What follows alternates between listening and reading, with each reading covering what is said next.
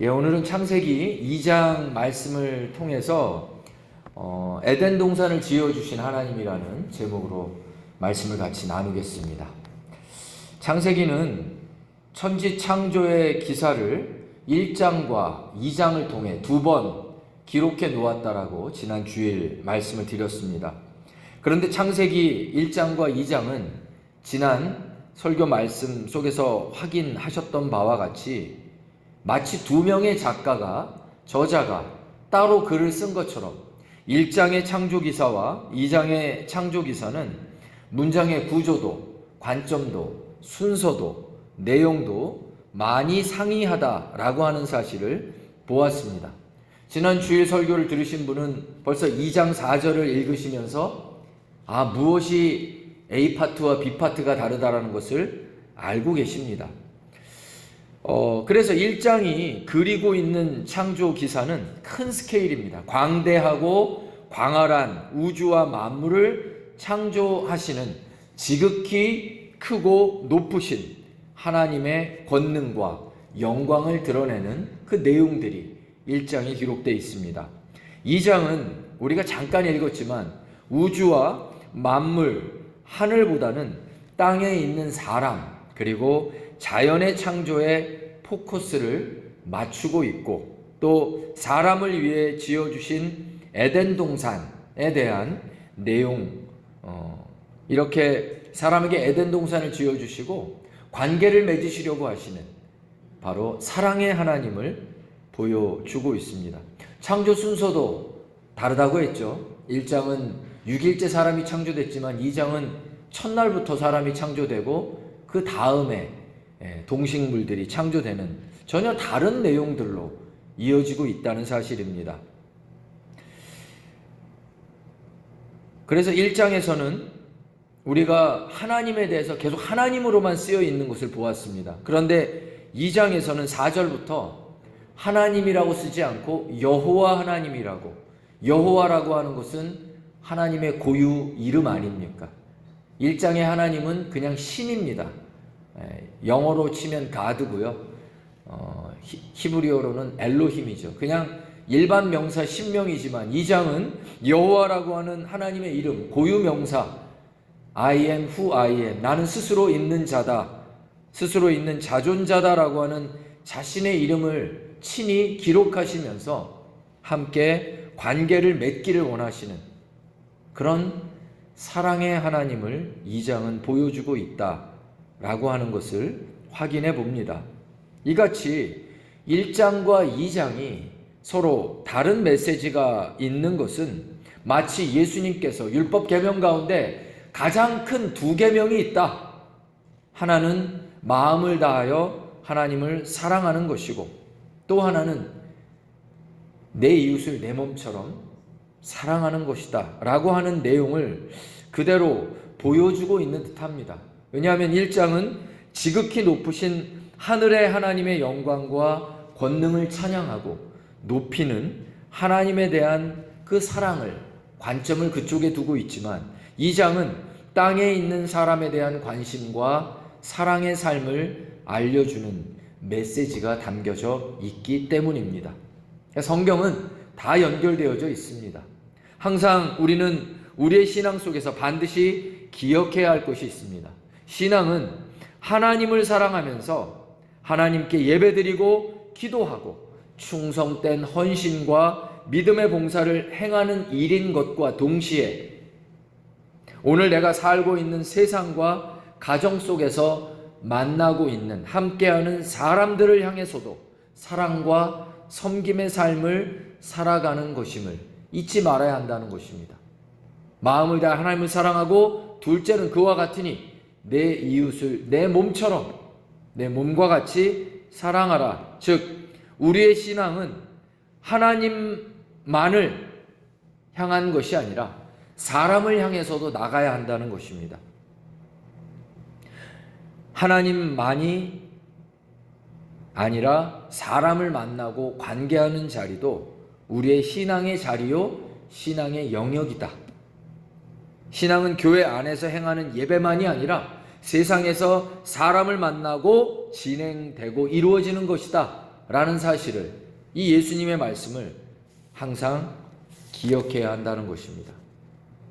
마태복음 5장 속에서 예수님은 그래서 우리에게 너희는 세상에서 소금이 되어야 된다, 빛이 되어야 된다, 즉 세상에 빛을 비춰주고 소금의 맛을 내어주는 영향력을 발휘하라는 것입니다. 종종 우리 기독교 안에서도 수도원 영성을 강조할 때가 있습니다. 조용히 수도원에서 나 혼자 기도하고 돌을 닦는 거 필요할 때가 있습니다. 그러나 수도원 안에서만 계속 사는 거, 예수님이 변화되신 변화산상에서 초막 셋을 짓고 거기서 계속 사는 거 예수님이 허용하지 않으셨어요. 세상으로 나가라는 거예요. 거기서 빛과 소금의 영향력으로 살아가라는 것입니다. 기독교 신앙은 절간에서 돛 닦는 신앙이 아니라는 것이에요. 기도하는 거 중요합니다. 내가 하나님 앞에 단독자로 서서 골방에서, 교회에서, 성전에서 기도하되 밖에 나가서 영향력을 바라고 사는 것도, 아니 그것이 신앙이다. 하나님을 사랑하는 것만큼 사람을 사랑해라. 그래서 이 마태복음 5장에서 빛과 소금 이야기를 하시고 결론으로 5장 16절에 이렇게 말씀하셨죠. 이같이 너희 빛을 사람 앞에 비치게 하여 저희로 너희 착한 행실을 보고 하늘에 계신 너희 아버지께 영광을 돌리게 하라. 이것보다 더 분명한 말씀이 어디 있습니까? 너희 착한 행실로 사람에게 비추라는 거예요. 교회 안과 밖이 다른 이중적인 신앙을 가지지 말라라는 거예요.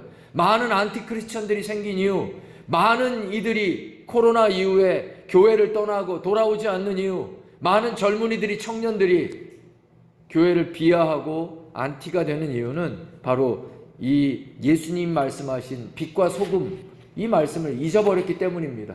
하나님을 사랑하는 것만큼 사람을 향하는 것도 신앙이다라는 것을 생각하지 않기 때문입니다. 교회 안과 밖이 다른 이중적인 교인이 되지 말라라는 것이에요. 밖에서도 빛을 비추라는 거예요. 너희 착한 행실이라는 거예요. 그 빛이.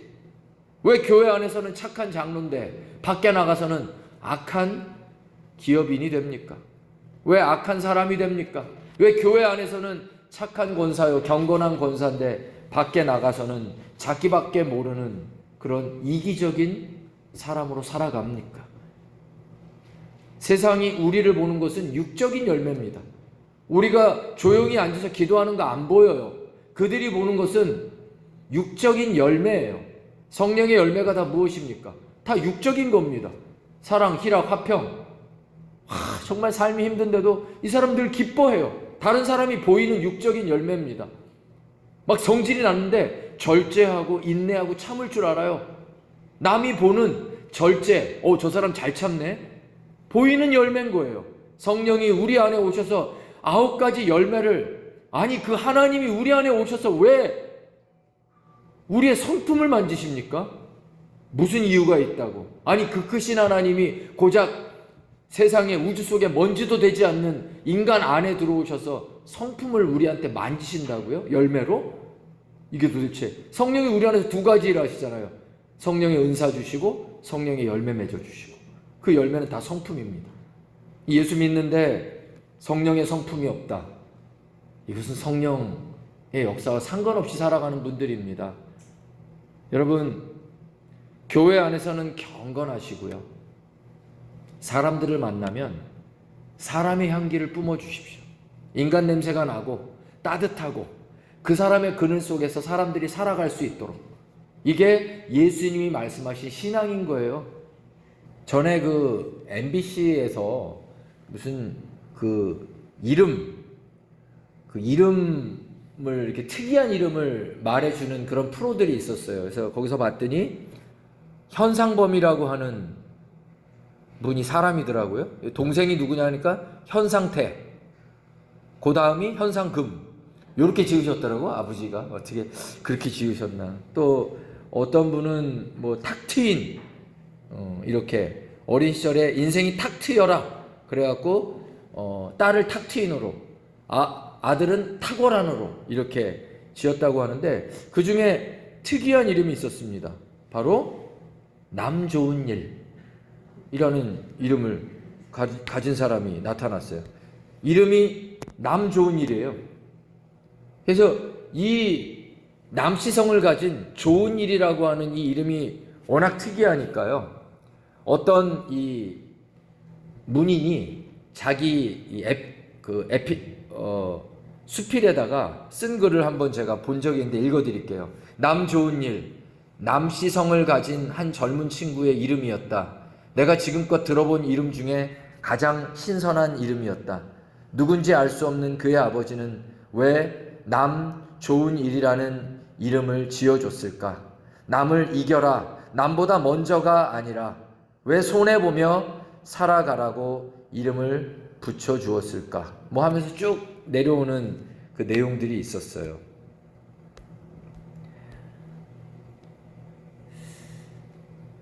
언젠가 우리 아들이 뭐 세상에서 호구 노릇하면 다 바보 된다고 뭐 이러면서 왜 내가 그런 사람들을 챙겨줘야 되냐 뭐 이렇게 대단히 뭐 할 수 있는 얘기죠. 이 경쟁 사회 속에서. 그런데 야, 너는 목사님 아들이잖아. 그리고 크리스찬이잖아. 그러니까 어려운 사람들 돌보고 이렇게 더 이렇게 해줘야 되지 않겠니? 말이 안 통해요. 말씀이 아니고서는 아무리 목회자 자녀고 성도고 해도요, 세상에서 그 경쟁, 그 각박한 경쟁 속에서 내가 먼저 살아야지 어떻게 남 좋은 일을 합니까? 근데 하나님은, 예수님은, 성령님은, 성경은 이기적인 인생이 아니라 너희 빛을 세상에 비추라. 착한 행실로 세상이 하나님 아버지께 영광 돌리게 해라. 한번 어디서 본 글인데요. 읽어드릴게요. 학교 다닐 때 머리는 수학 공식을 기억하고 마음은 수학 여행을 기억한다. 여행할 때 머리는 장소를 기억하고 마음은 사람을 기억하는 것이다. 머리로 기억한 공식은 이미 흐려져 버렸는데 마음으로 기억한 것은 어찌 갈수록 생생한가. 여름이 좋은 이유는 시원한 곳이 있기 때문이고 겨울이 좋은 이유는 포근함이 있기 때문이다. 내가 사는 이 세상이 좋은 이유는 세상 모든 계절에 당신이 있기 때문이다. 별로 안 와닿으십니까? 난 되게 와닿는데. 우리 옆에 분 보고 한번 말씀해 주시기 바랍니다. 당신이 있어서 세상이 좋습니다. 라고 한번 인사해 주세요. 당신이 있어서 세상이 좋습니다. 네. 예. 예. 서로 말해 주시는 건 좋은데 그분이 막 그 얘기하니까 어우 이런 분이 있어요. 예. 빛과 소금 되는 좋은 인생들 되시기를 축복합니다. 하나님께서 사람을 얼마나 사랑하시는지 8절에 보니까요. 에덴 동산을 지으셨어요. 그 속에서 기쁘고 행복하게 살게 하신 것입니다. 에덴은 뜻이 뭔지 아시죠, 여러분? 기쁨이란 뜻입니다. 하나님께서 우리에게 에덴 동산을 주셨다는 것은 나는 사람을 창조하고 인간을 창조하고 너희가 기쁘고 행복하게 살기를 원해. 구약 성경에 보니까 너희 행복을 위하여 이렇게 하시는 말씀 읽어드린 적 있죠. 하나님은 우리의 행복을 위하여 역사하신다는 거예요. 에덴 동산을 주신 이유 행복하게 살게 하길 원해서입니다. 기쁘게 살게 하기 원해서예요. 어디에서 살 때예요? 하나님의 나라, 즉 에덴에서 살 때 기쁠 수 있다는 것입니다. 성경에 보니 죄를 짓고 에덴 동산을 쫓겨나게 되는 신라권의 인생이 된 인간들은 기쁨을 잃었어요. 저주가 임했고 고통과 고난이 임했습니다. 하나님의 나라 에덴에서 살 때 우리는 기쁨과 행복한 인생이 된다는 메시지죠. 성도 여러분, 여러분은 매일 어디서 살고 계십니까? 죽어서 가는 것이 천국이라고 예수님이 그렇게 말씀하지 않으셨죠? 뭐라고 하셨습니까? 예수님은 회개하라. 천국이 임하였느니라. 하나님의 나라가 이 땅에 임하였느니라. 우리 개신교 성도들이요, 신앙을 가지면서 자꾸 우리가 이 샤머니즘적인 거, 또 불교적인 거, 유교적인 거 이런 게 다 혼합되어 있다 보니까 기독교 천국도 죽어서 가는 것, 마치 뭐 극락이나 불교에서 말하는 그런 식으로 생각할 때가 많은데요. 그렇지 않습니다. 예수님 말씀하시는 성경적인 천국은 죽어서 가는 영원한 나라이긴 한데 그 전에 이미 예수님을 믿을 순간부터 이 땅에 임했다라고 말씀하세요. 즉 하나님의 나라가 이 땅에 임했다라는 거예요. 너희가 이제 이 땅에서 살아갈 때 하나님의 나라에서 산다라는 거예요. 너희는 그렇게 가르쳐 주신 게 예수님이 가르쳐 주신 천국입니다. 예수님 두 가지를 다 얘기하신 거죠. 내가 너희를 떠나면서 너희 있을 곳을 저 하늘에서 예비하겠다, 마련하겠다라고 하는 요한복음 말씀 14장 말씀도 천국도 있고요. 또 이 땅에서 이루어지는 하나님의 나라도 있다라는 거예요. 이 땅에 하나님의 나라 에덴에서 살아가라는 거예요. 구원받아 하나님 나라 백성이 되어진 여러분, 예수님을 통해 이 땅에 임한 하나님의 나라 에덴에서 살아가시기를 축복합니다. 그것은 믿음으로만 소속될 수 있고 믿음 안에서만 살 수 있는 나라입니다. 하나님의 나라는 하나님의 뜻이 이루어지고 하나님이 다스리시고 역사하시는 나라겠죠. 하나님의 통치권이 있는 게 나라입니다. 하나님이 다스리시고 지으신 하나님의 나라 에덴에서 살면 우리 인생이 기쁨으로 가득 찬다는 거예요. 그러면 우리가 이 땅에서 믿음으로 하나님 나라에 산다라는 것은 무엇이죠? 하나님 나라의 법인 무엇입니까? 율법, 말씀. 그 말씀 안에 순종하고 살아가는 것이 우리가 이 땅에서 하나님 나라에서 사는 방법입니다. 말씀대로 살아가고 믿음으로 살아가면 이 땅에서 하나님이 지으신 방식대로 살아가게 됩니다. 하나님은 우리에게 기쁨을 주시길 원하세요. 행복을 주시길 원하세요. 이 땅에서 매일매일 여러분 이 땅에 임한 구원과 함께 예수님의 구원과 함께 임한 하나님 나라 에덴에서 살아가시는 기쁨을 누리시는 여러분 되시길 주의 이름 축원드립니다. 옆에 분 보고 얘기해 주세요. 당신이 나의 에덴이야. 부부도 아닌데 어떻게 이렇게 따뜻한 시선으로 하십니까? 예. 그러나 하나님의 백성끼리는 얼마나 우리가 에덴입니까? 여러분 교회 오면 너무 행복하잖아요. 저분이 나한테 떡을 줬습니까? 돈을 줬습니까? 근데 옆에 분 보시면 이제 7절을 한번 보시겠는데요. 창세기 2장 7절에 창세기 1장에는 없는 아주 자세하게 하나님께서 어떻게 인간을 지으셨는지를 알려주십니다. 창세기 1장에서는 사람을 어떻게 지으셨죠? 1장 27절에 보니까 하나님의 형상으로 지으셨다고 그랬어요. 근데 2장 7절에 보니까 여호와 하나님이 땅에 흙으로 사람을 지으시고 생기를 그 코에 불어넣으셔서 사람이 생명이 되어졌다. 이렇게 자세하게 이야기합니다. 사람을 사랑하시는 하나님 2장의 내용 속에 이 7절은 사람을 창조하실 때 다른 피조물들과는 달리 하나님의 생기를 그 코에 불어넣으셨다는 거예요. 흙으로 지으시고. 사람과 동물의 차이가 바로 이것입니다. 하나님의 숨이 사람에게는 들어간 거예요. 하나님의 숨이 무엇입니까? 생명입니다. 동물도요, 숨을 쉽니다. 동물도 사람과 같이 육신의 숨을 쉬는 생명체입니다. 여기 7절에 사람이 생명이 되었다라고 하는 이 생명은 무슨 영적 존재가 됐다 이런 얘기가 아니에요. 생명을 영어 성경으로 보면 a living being입니다. 즉 생명체 이런 뜻이에요. 정확히 번역하면 사람이 생명체가 되었다 이런 뜻이에요. 그러니까 영적인 존재가 됐다는 얘기가 아닙니다. 요거는 생명체가 된 거예요. 동물도 생명체예요.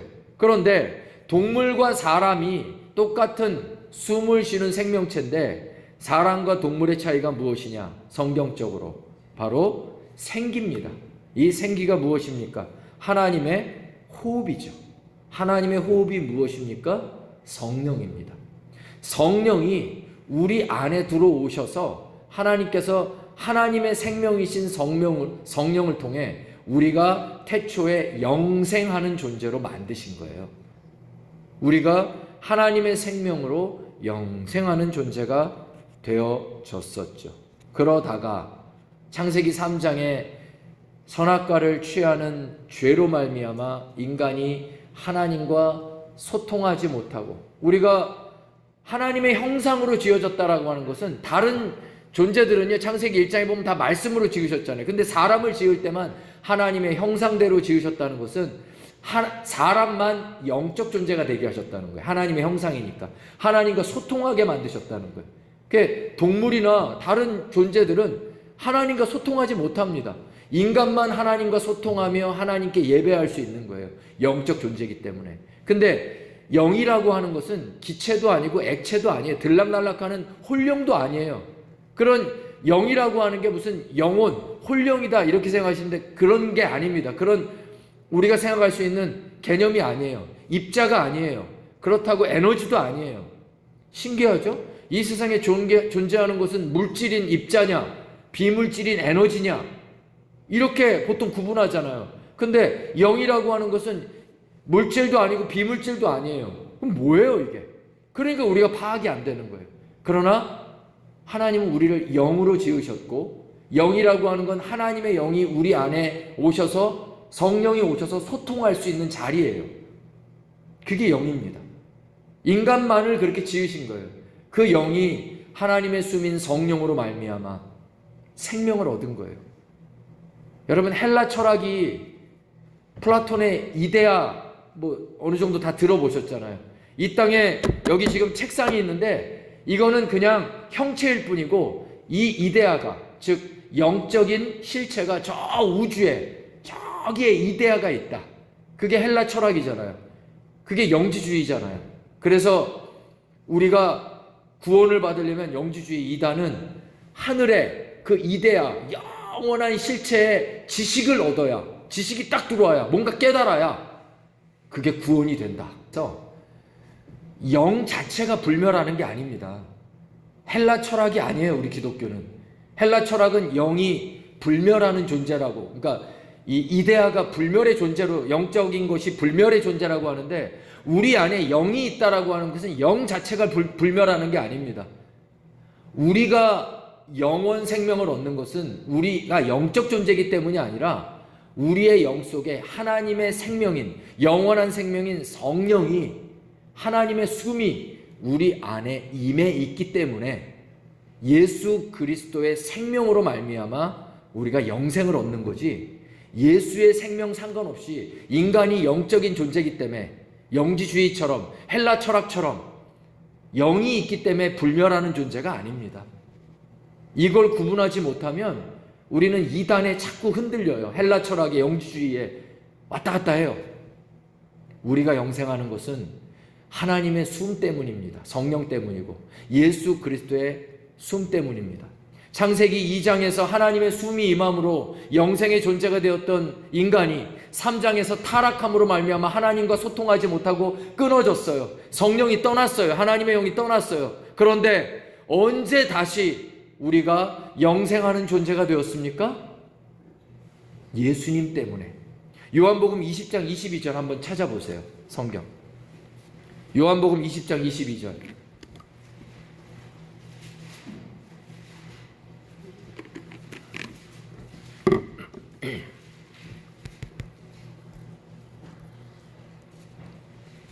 같이 읽습니다. 시작.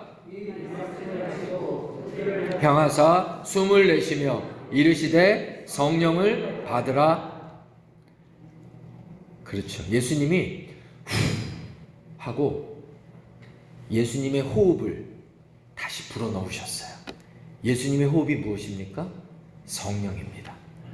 예수님이 당신의 호흡을 우리에게, 그 성령을, 예수님의 숨, 하나님의 숨, 그 생기를 다시 불어넣어 주심으로 예수 안에서 우리는 다시 영원 생명을 얻은, 구원받은 존재가 되는 것입니다. 창세기 2장 7절에 이 생기가 다시 요한복음 20장 예수님 안에서 우리에게 불어넣어 주어지셨습니다. 성령의 호흡을, 예수님의 호흡을, 하나님의 숨을 우리에게 다시 불어넣어 주심으로 죄로 말미암아 하나님과 끊어졌던 이 관계가, 하나님과 다시 우리가 회복되고 예수님 안에서 우리가 하나님과 화목된 존재가 된 것입니다.